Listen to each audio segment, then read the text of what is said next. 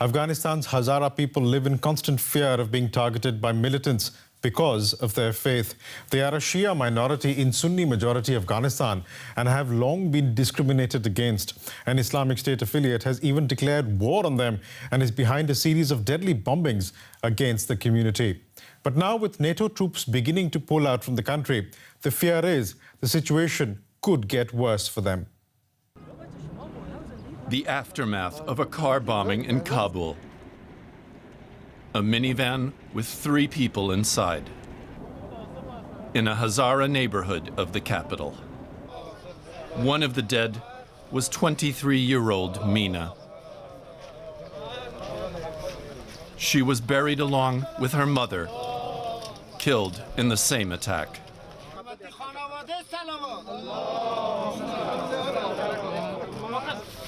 Afghanistan's Hazaras have been targeted for decades. They know that here they live in danger. People who can afford to leave Afghanistan, they leave Afghanistan, or if they cannot afford to leave Afghanistan, they stay here and wait to die. Last year, gunmen attacked a Kabul maternity hospital, also in a Hazara neighborhood. When the shooting ended, 24 people were dead, including newborns and their mothers. So far, no arrests have been made. And just last May, a bombing at a girls' school in Kabul killed scores of young Hazaras. Distrustful of the authorities, some Hazaras say they need to provide their own security. When human rights, women's rights, rule of law, and all other internationally recognized laws are not achieved with civilization, then we have to turn to guns, because the ultimate determiner of people's will would be the barrel of a gun. And with foreign troops soon to leave, some Hazaras doubt a peaceful future. If fighting starts, it will be worse than during the Civil War. That was an alley-to-alley war with some crazy people. Now it might be worse. Everyone has a car, and 5 or 6 people can start a fight. Everyone is armed. The power vacuum that NATO forces leave behind in Afghanistan could claim the Hazaras among its first victims. And journalist Ali Latifi reports regularly from Afghanistan and joins me now for more. Ali, with international troops set to leave in a few months, how concerned is the Hazara community for its safety? The Hazara community has been, concerned for its safety for at least the last 5 or 6 years, and I think, we have to stop framing this in the sense of, a U.S. withdrawal, because these attacks have been going on since at least 2015, if not 2016. So to say that, the U.S. presence in the past made some kind of a difference would be disingenuous. It may be more difficult, in the future, but I don't think we can say that, the U.S. presence alone is for people, because they keep saying that the government needs to do its part and secure, because what keeps happening is it's almost always one neighborhood that gets targeted in the city of Kabul. So they're saying, step up the security efforts in that neighborhood at the very least. But why has the government not stepped up security, given that most of these attacks, at least in Kabul, are happening in one particular neighborhood?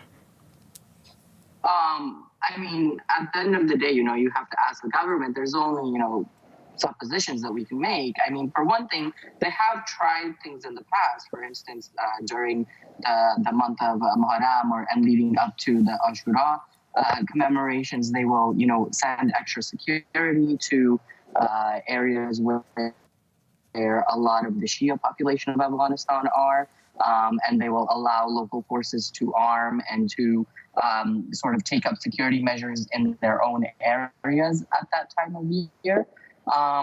But other than that, that's really the major question that people are asking, because unfortunately, when you feel like that there isn't being an effort made, whether or not there actually is behind the scenes, to the public, what it seems like is there has to be a reason you're not putting this effort in, right?